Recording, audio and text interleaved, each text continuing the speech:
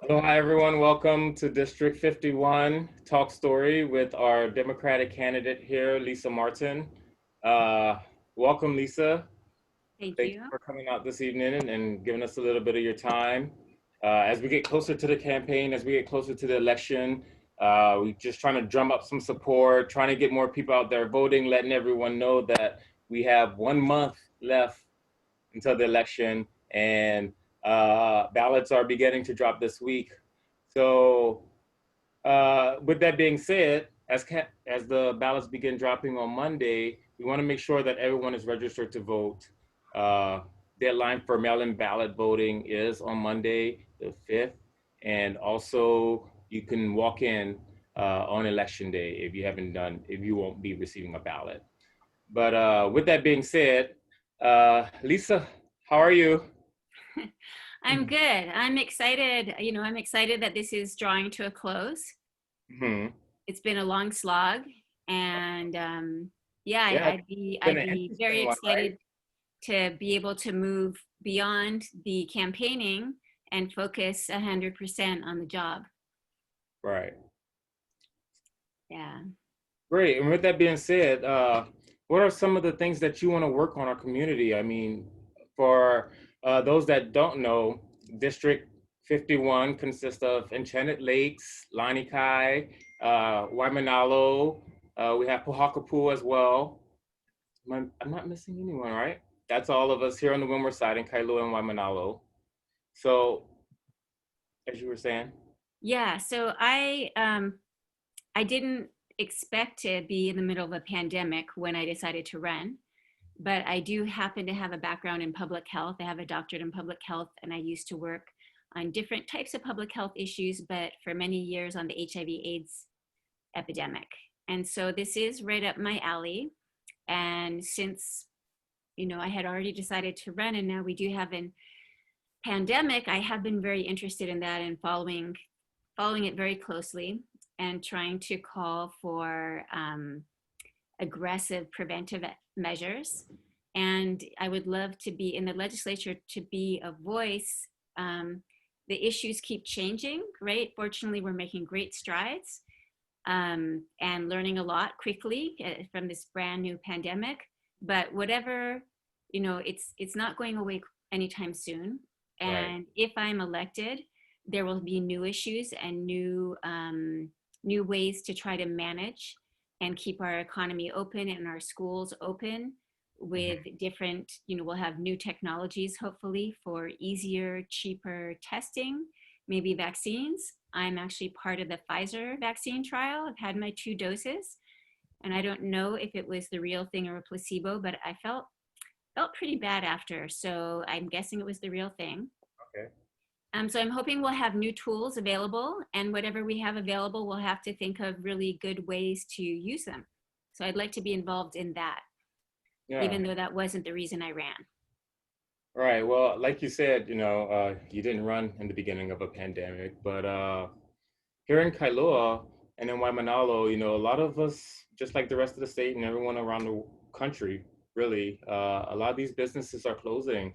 A lot of longtime establishments are leaving us, and I'm sure in your uh, campaigning, you come across a lot of these issues with some of our residents. Tell me, what are some of the things that they look forward to, or some of the things that you think that could be helpful for a lot of our small businesses right now during this pandemic to either help them to stay afloat or just some of the resources that we can put forward to Yeah. try to save what we have as much as possible.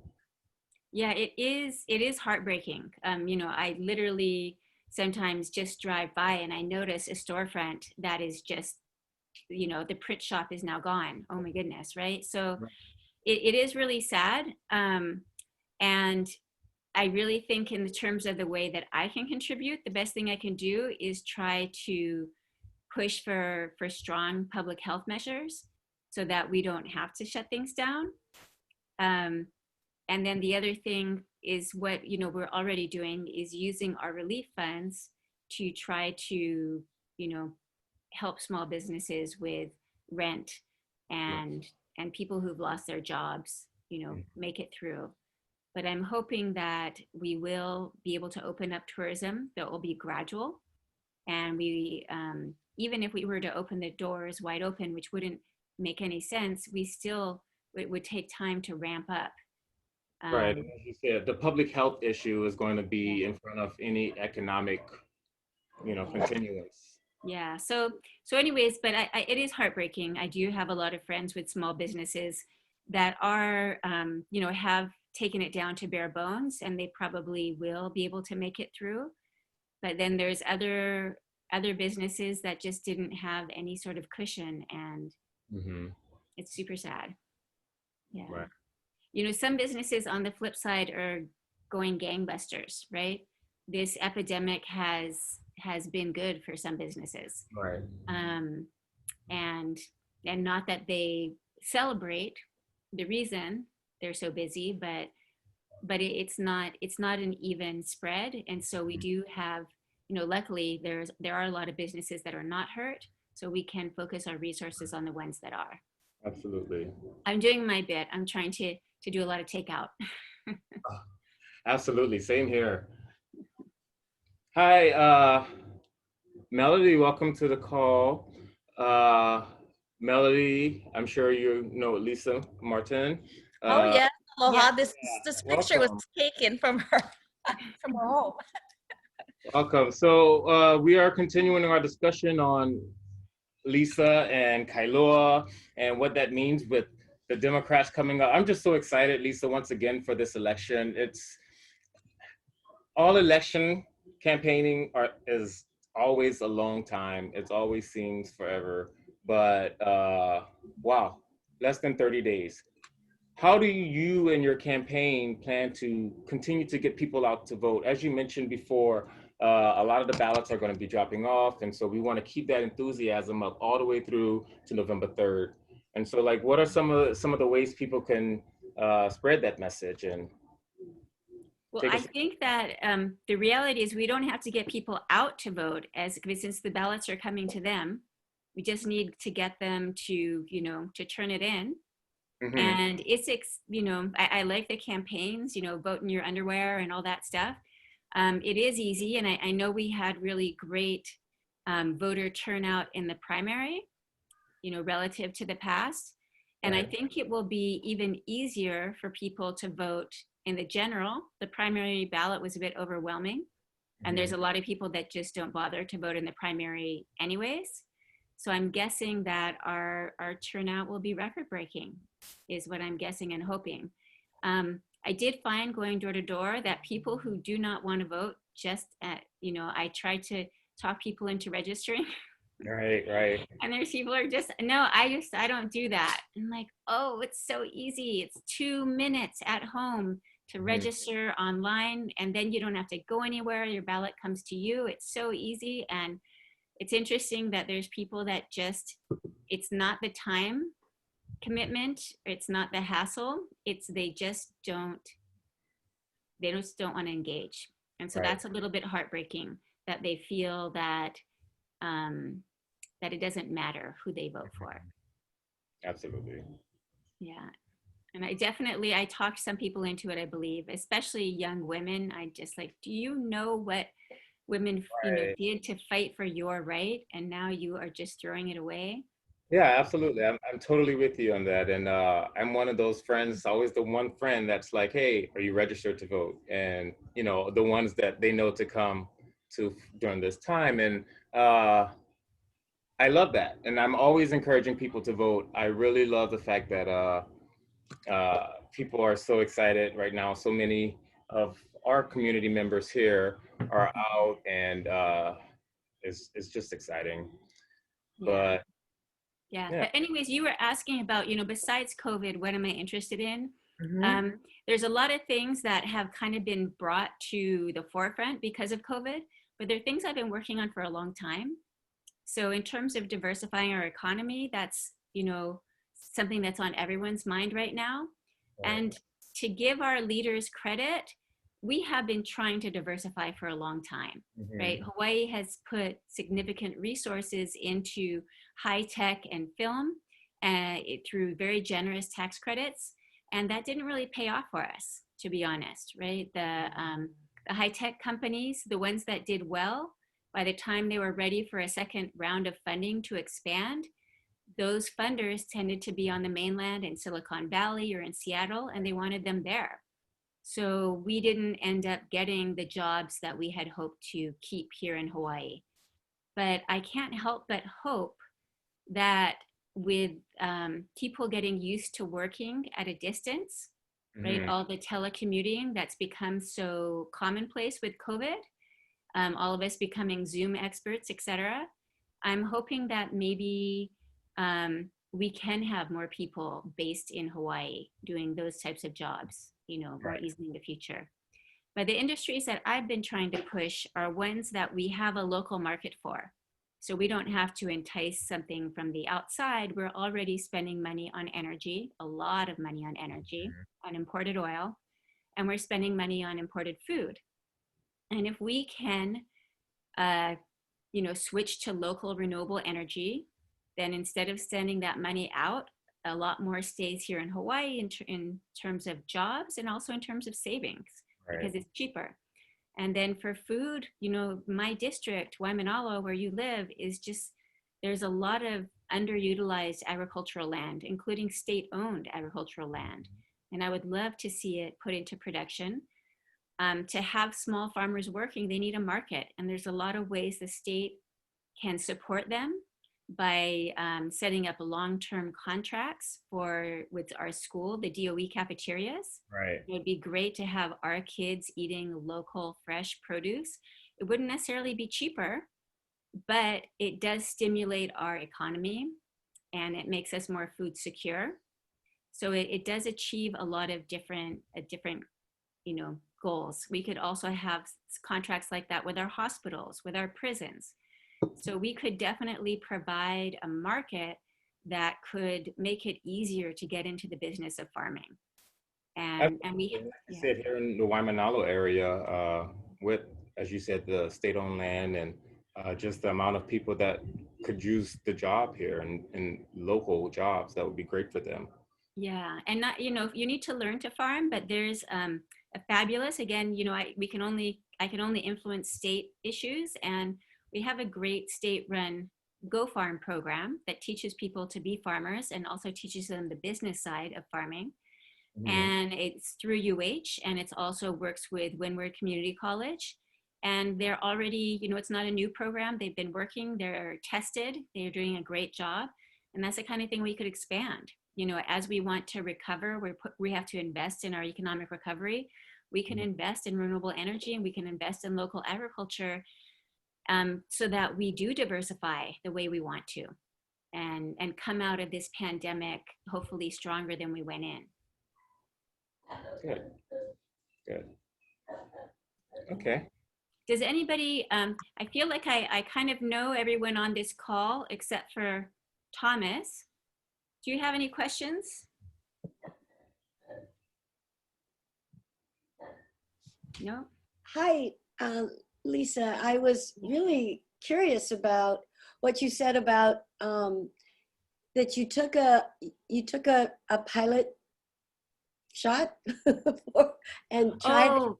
Can you just describe that and what is going on here with? Okay. With Well, there's vaccine clinical trials, and I worked in the HIV clinical trials program at UH Manoa, the medical school. And fortunately, I could never participate in any of those trials. But, I found myself, I'm like, wow, I qualify. I can be on the other side for once. And so it's a series of 2 shots, 1 shot and then a booster. And it's a messenger RNA based vaccine. And it's something that maybe as early as October, this is phase 2 and 3 trials. It's combined. Usually you do things more slowly. You have your 1, 2, 3 phases. They've combined 2 and 3, which is testing with a more diverse population, as well as phase 1 was the safety, and they already did that. And then phase 3 looks to see, do people who got the vaccine, do they get sick or do they not get sick, right? So So by October, they may have some data. And if they do, they're hoping to start, production. The US government has given them a very large contract, should the vaccine be successful, to start production. So it's something that we could have, available to us, to a larger group of people by the end of the year, if Wow. it's successful. And I do have to say that my personal experience, I felt after the first vaccine, I felt a little bit bad, but nothing that, ibuprofen didn't take care of. And the second one, I felt a little nauseous for the whole day, actually. So it was a little stronger. But again, much better than shutting down our economy and shutting down our schools. So I would take it, I would take that trade-off any day. Wow. Yeah. How would they know if it was working if you're also being cautious about exposure? If it's I guess they as part of the screening, they don't take anybody that has no exposure, anybody who's totally cloistered, right? So the rest of us, it is airborne, so it is aerosolized.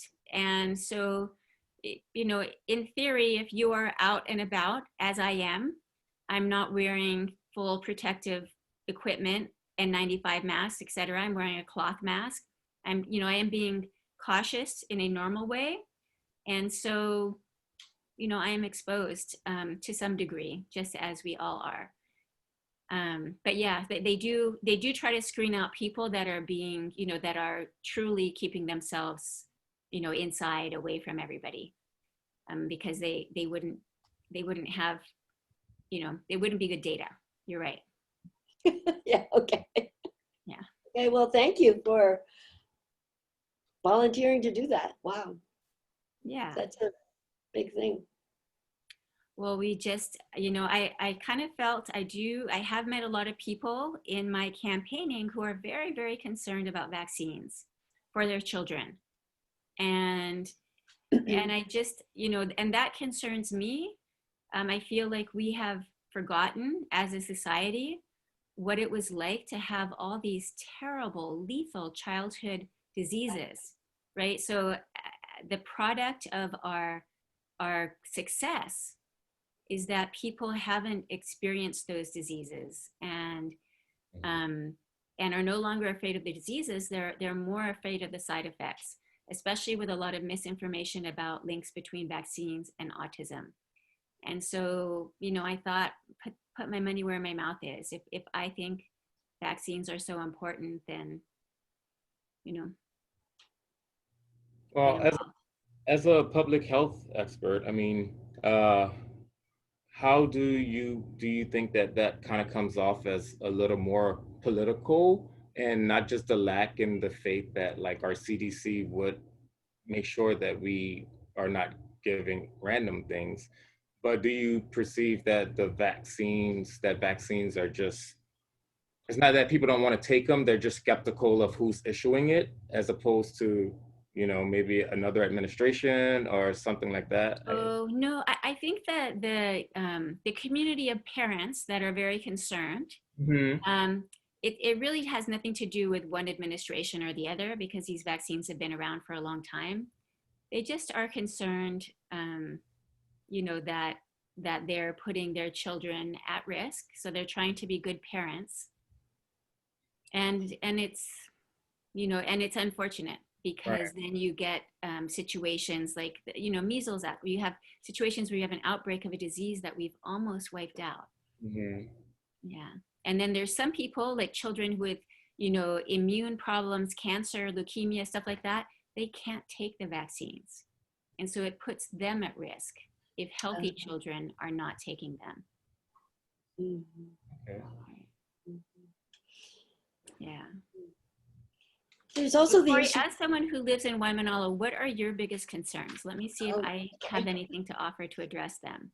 Yeah, I mean, just like we mentioned earlier, COVID, of course, takes front and center here, and we're just noticing a lot more people are definitely hungry. You see a lot of more food lines, a lot more of that sort of thing. even here in the valley at the egg farms, I think people are looking to save where they can, and go are a lot more likely to go out to the farms as opposed to go to grocery stores. So overall, we're adapting a lot. We're pretty good. I think just like we said, our main thing is, well, besides traffic, that's always a Waimanalo thing. Uh, right now is just making sure that our community is taken care of, that we have someone that will represent us, uh, all of us, because it's very different, Waimanalo and Kailua. Yeah, I know And, it is. I agree. But, well, it's a but mix. at They're the same both a time, mix. They're it is both a mix. it's a mixed community, but at the Yeah. same time, there's a lot of people here that really, we just, we're doing well. We're doing okay. And we thank you for running. We thank you for your candidacy. What a great primary. And just meeting you, this conversation over health has been great. I think that this is something that should be a lot more upfront in a lot of other candidates and politicians' speeches. Yeah. So Yeah. I have to tell you that, being that I am from Kailua, and I've spent a lot of time in Waimanalo. One of my best friends in high school, her family still has a nursery in Waimanalo, and I spent a lot of time there growing up. But I did start when the pandemic started, my job, suddenly I was a lot less busy because the schools shut down, and I work with schools. I do, environmental education, field trips. I go into schools and do workshops. So suddenly I had more time. So I got involved in feeding. Right? I started working with Malama Meals, and we were making and delivering food to kapuna homes and also to any other needy group, including a few in Waimanalo. And one is somebody I signed up. I actually was making a video about COVID prevention, and Scotty Reese Moniz gave me a list of people to call that he thought would be good to be in my video, community leaders. And one of them I called, and after talking to her, I just said, oh my gosh, forget the video. She works with the SEA Church of Waimanalo, and they had been feeding the homeless every Friday night for years and providing a variety of other services, access to laundry, showers, different things. And they were shut down because of COVID. And this woman was trying to, by herself, make like a big pot of spaghetti and go on her moped and deliver it to the homeless. And I said, oh my gosh, forget that. Let me sign you up for Malama Meals, and I will bring you the food and you can deliver it. So I started doing that twice a week. They signed up to deliver food to the homeless. Rather than having the homeless come to their church, they would go where they were. And then Malama Meals got shut down. And by that time, to be honest, things had opened up and we had very low case rates. So I thought for the kupuna, it was pretty safe for them to get out and about at that point. But for the homeless, they were still stuck. So we started doing our own cooking there. So we are now every Friday, we cook and we take the food out. And I've been doing that. And so I don't know everyone in Waimanalo, but boy, do I know all the homeless people. And I know them personally. And I know what they like and what they don't like in terms of food.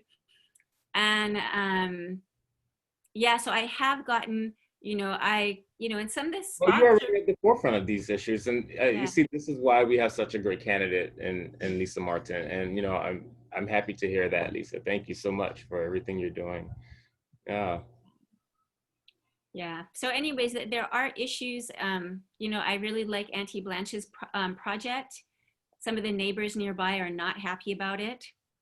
The state doesn't have all the permits in place, but I think those kinds of community initiatives to try to house people, because they do not want to go to a shelter far away on Sand Island or somewhere. They want to stay near their family and near their home. And so I'm really excited to try to develop, programs and places for them to be that are close by. That will get them off the street and hopefully into any, some sort of treatment should they need it. Yeah. Great. All right. So I know that we said, I can't read the time. We've got a few more minutes. Does anybody have anyone else who showed up? Does anyone have any questions for me?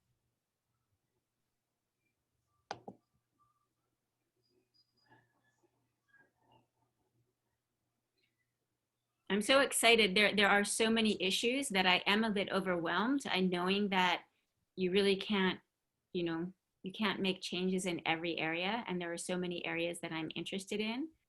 So it's a bit daunting, but I sure would like to give it a shot. And the blessing is I have talked to a lot of other first-time candidates that also won their Democratic primaries, and we share so many of the same interests that, you know, if they push for one thing and I support them, then maybe I'll push for another thing and they can support me.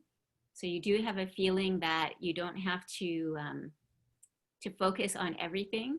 You can focus on your piece because other people are also have, you know, really strong passion for similar issues. So hopefully we can all collaborate and get some stuff done. Great.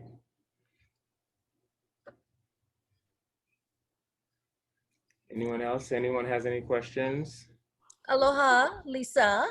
Hi, Melody. Melody, hi. Thank you for running. We're very privileged to have you and all of your background, and we're very happy that you are our candidate for the Democratic Party.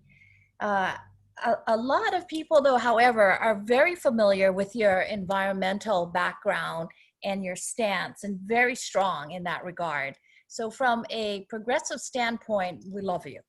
However, there are those that are not familiar with your other stances that are still progressive, Medicare for all, for example, I guess tuition, college tuition, and other things that, for example, Bernie Sanders has been a strong proponent for. What is your position on those other areas that your constituents may not know of? Well, I think that the Medicare for all, that's really a national issue. It's not a Hawaii issue, but I have lived in countries that have national health care. So many countries do. And it works well, right? It's not perfect. Nothing is perfect, but it works well. And I know I do, just being in the healthcare profession, I do happen to know a lot of doctors in private practice. And for them, financially, it would be good for them. You know, Medicare pays much better than, for example, Medicaid or Quest or some of their other patients. So for them, they're not afraid of it. Then it would be a blanket national rate as opposed to a Hawaii negotiated rate that might cause them to lose money per patient. So, I think our doctors are not opposed, and it would, it's not a novel, crazy system. It's something that's very established, in different countries, and we could have our own version. We don't have to, I'm not an advocate of abolishing private health insurance all at once. I feel like people who are very comfortable with their private health insurance have the right to watch the transition and join in when they see that it's advantageous to them. I think that people who push for a very abrupt change are creating unnecessary resistance to the idea. Okay, so it sounds like public option might be something that you might favor. I'm the chair of the health committee of the Democratic Party, and I know I did say Medicare for all, but it's really a single payer healthcare is what we're looking at. And we do realize that from the federal government standpoint, a single payer would be difficult to do. Therefore, from a state standpoint, we would like to start with an all-payer system. How do you feel about that? And we are a strong proponent for the Hawaii Health Authority. Are you also in favor of funding the Hawaii Health Authority that has the statutory mandate to come up with a universal health care for the state of Hawaii? Yeah, it's not just access to insurance. To be honest, here in Hawaii, we have the very lowest rates of uninsured, right? We have a fairly good system. We have fewer than 4% of people are uninsured in Hawaii. But what it would do, in addition to some other benefits, is it would improve our data and information flow. Right now we do not have we don't have a centralized data, storage of data that, if somebody goes from their primary to a specialist or to an ER room, or needs to have their end of life, care decisions available, that is not available right now. So, having a single system where data is available to different care providers with, of course, the necessary privacy and, security with it, that will make our healthcare better. That will make our health outcomes better. Yeah. Okay, good. Thank you. Okay. I know we're kind of at an end here, but I do have a question that I'd love to ask you, which is the question of broadband, particularly in places that access is challenging, not only for Wi-Fi, but also for access to training, access to material, access to devices, access to use, access to all kinds of things that allows for healthy Wi-Fi usage and technology to start up. Do you have any thoughts about that at all? It's not something that I have thought about a lot, to be honest, but I am very intrigued. It seems like on such a small island, such a small, densely populated island, as a, to provide something like that as a public service. Right now, like for example, the homeless community that I have been working with, there are children that are doing online school, and they've been given a hotspot, to be able to do that, outdoors where they are, and they've been given tablets. So there are other ways of doing it, but I just think it would probably be so much cheaper in the end to have something like that. I know there are cities on the mainland, municipalities that have done that. And in terms of equity and giving people a leg up, I think it's a really good idea, but I can't say that I understand the business side of it. I don't understand the business side of it, of what it would entail, but I'd like to learn. I think it's going to become a major umbrella topic for not only Oahu, but also for the state, as we look at other kinds of businesses to come here and to expand, especially into the rural areas. And it's interesting because we're working with Kaikahele, who has talked about the rural communities in Congressional District 2 and the need for universal broadband and access in rural communities. But it's also the case in other rural communities that we happen to be campaigning in, like in Western North Carolina, where it's a big issue. And it feels like those representatives who are representing particularly rural areas, farming areas, and also homeless communities are really going to look at this now as a way for everyone needs to have it in order to have equal access to anything. Yeah, no, it's a huge problem. It's not so much the access as the knowing how to use it, or the habit of using it. That is a problem for elderly people. While I was campaigning with COVID, they say, oh, don't worry, you can, renew your driver's license online. You can do this online. Well, they don't go online. And I did look into it for them. Can they go to the library and get help there and get access there? And the answer is yes, but not a lot of help, because everybody needs to stay at a distance because of COVID, and they're elderly by definition, they're high risk. So to be honest, access to internet wouldn't solve that problem. We have a generation that may never, use the internet. Not that they couldn't be taught, of course they could be taught, but for everyone else up and coming, everybody needs that access, not just to have access to jobs and school, but just to be part of civil society, right? Just to be in the know of what's going on. Yeah. Yeah. So that, I mean, that's definitely something I would support, but I don't know, you know, what the implications are for the existing businesses that provide those services. Thank you. Okay, Lisa, thank you so much. Thank you so much. Hey, if you can visit Lisa's website, lisamarten.com. Is there any last words you want to leave us with? Yeah, I just want to say thank you so much for being here. Thanks for chatting with me. I'm so hopeful that I will get a chance to, you know, take on this big job.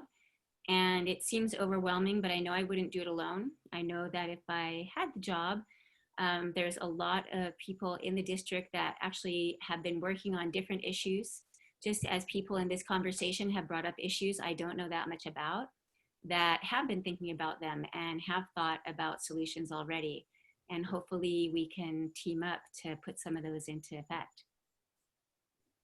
So. Great. Well, thank you so much, Lisa. And good luck, November 3rd. Thank you very much. All right, aloha.